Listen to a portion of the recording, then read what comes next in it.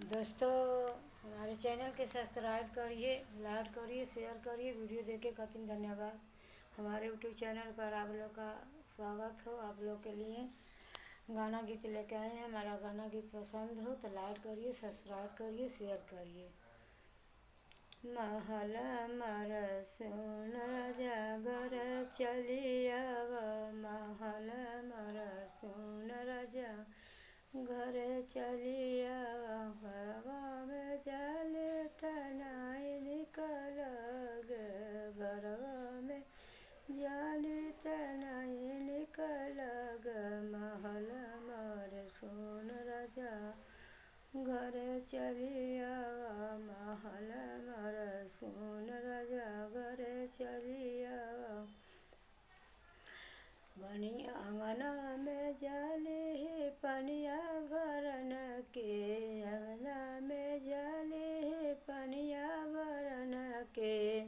सुन सुन लग अंगनवा हो, पिया चलिया विदेशा से। महल हमार सुन हो, राजा चलिया विदेशा से। महल हमार सुन हो, राजा चलिया विदेशा से। गरवा में जाली तनाई निकल गे, गरवा में जाली तनाई निकल गे। महल मर सुन राजा घर चलिया, महल मर सुन राजा घर चलिया।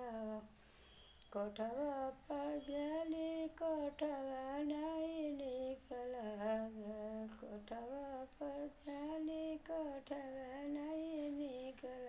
सुना सुन लग, सुना सुन लग राजा हमारा चलिया। महल मर सुन, महल मर सुन राजा घर चलिया। महल मर सुन लगा, महल मर सुन लगा राजा घर चलिया।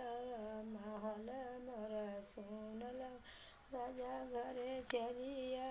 Bye by.